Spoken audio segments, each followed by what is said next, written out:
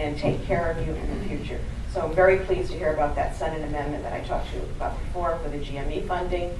And we also know that in this administration, they have increased Title VIII funding for nursing, for nursing education. And I also want to thank both Congressman Kennedy and Congressman Landry for supporting that.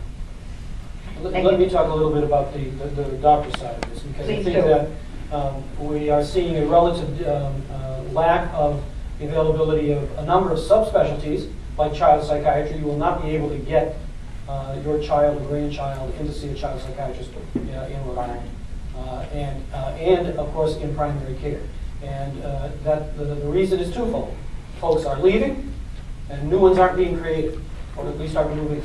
And to some degree, the folks that are leaving because Rhode Island's reimbursement rate through the insurers, their payments are lower than in Manchester, New Hampshire, or Boston, Massachusetts, or Hartford, Connecticut, namely everywhere but here. And secondarily, they're not coming in because medical schools are no longer really producing the number of primary care physicians they used to. I don't think it's just money. I think it's also that it's not a fun job anymore. It's complicated, it's bureaucratic, and kids listen, to their uncle who may be a doctor, or to their own doctor, complaining about what kind of business it is now.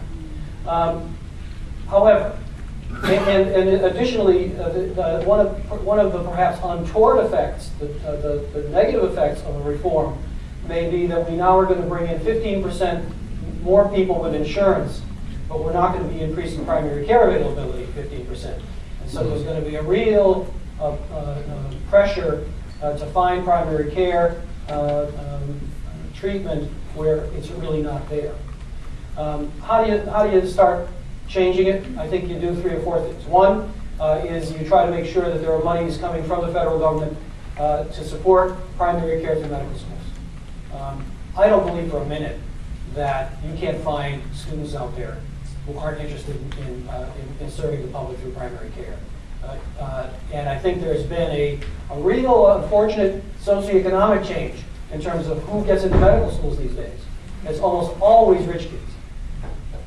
And I think medical schools have to do a better job about going after kids who are more middle class and working class and have an attitude. And that plus some federal money, I think, is going to get you more primary care docs coming out of medical schools. Secondarily, we need to reimburse primary care physicians better in the state. And if we can't do it at least up to par with the states around us, we can at least start moving some of the healthcare money around and take it a little bit from some of the subspecialties and move them toward primary care. And then lastly, we've got to be better about coordinating care with a whole bunch of providers, so that the doctor and the nurse practitioner and the medical assistant and everyone are working more cooperatively than they have been now, and get reimbursed for that cooperation, so that it isn't just a doc we're looking for, but we're looking for a system that serves you and your family better. If I can, Congressman? I'm proud to say that I was the author of the Child Crisis Relief Act that got adopted in the health care plan in the House, which adds child and adolescent mental health providers to the high need category for student loan forgiveness, which means that we're going to increase the number of mental health providers in the primary care setting under this health care House bill for a delivery of primary care providers. In addition, we also added behavioral health screening for early intervention treatment and screening for primary care white coat docs, not mental health professionals, but all docs, gynecologists, orthopedists, geriatricians, everybody, so that they can treat in the first phase mental health, because they're the ones who are on the front line of treating mental health, and they don't get reimbursed for it. So they can test for a blood test, they can do test for kidneys or test for diabetes, but they don't test for mental health, they won't get reimbursed. Under our bill, thanks to an amendment I authored, they now will get reimbursed, and there will be no copay. This will be listed amongst mammograms, colonoscopies, and the like for no copays, which will encourage preventive medicine in this area.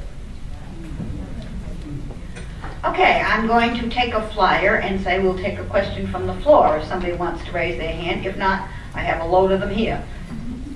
Yes, Norma. This is back to the Congressman. We loved everything you said about healthcare reform. How hopeful are you that the opposition will come your way? Well, I think the President really put it over well in his joint session of Congress. And in fact, I was very honored when he mentioned my father in saying that my father was known, obviously, as no shrinking violet in his liberal politics. But he was also known to be ready, willing, and able to work when it came to the national interests across the aisle. He worked with John McCain on a Patient's Bill of Rights. He worked with Orrin Hatch on the S-chip bill. He worked with Chuck Grassley on special education for those with children with disabilities. The fact of the matter is, what we need to get away from is this ideological purity, where people think they've got to get it all, or else nothing. The perfect is the enemy of the good. And even in the case, in my case, if I don't get everything, am I going to vote against it? And that's the big question. And so what we all have to know is that this is too big an opportunity for us to get something. And there have been lots of proposals on both sides that have had merit. The President talked about it. This is an opportunity for us to move the ball forward for everybody. And what ultimately comes out may not be satisfactory in people's minds on both one side or the other, or both sides. But that's the democratic process. And as Nick said about Winston Churchill said, the democracy is the worst form of government, except for all the others.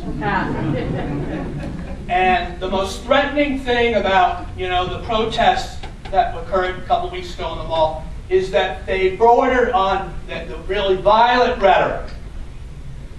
It was, bury Obamacare with Kennedy. And that kind of ugly, ugly, violent rhetoric. And that doesn't serve our country. It's not, we've had, and my family's seen it up close too much with assassinations and violence in political life. But it's a terrible thing when people think that in order to get their point across, they have to go to the edge of violent rhetoric and attack people personally and attack their motivations without attacking just the issue. It's fine for people to debate the issue and attack the issue. But when they go and stoop to the level of the coarse, kind of vitriolic rhetoric that we've seen this debate turn up, it's very, I think, dangerous to the fabric of our country, because keep in mind, democracy is a substitute for violence. It's a substitute for violence. Because in most places in the world, when they want to settle scores on whose side wins, they do it based upon who's got more guns, who's got the biggest military. So we're very fortunate. We might not like our democracy all the time, but you know what? We're very wonderful veterans who fought too hard and too long to give us these freedoms. We should cherish them more than put them down. Thank you, Congressman. Anybody else?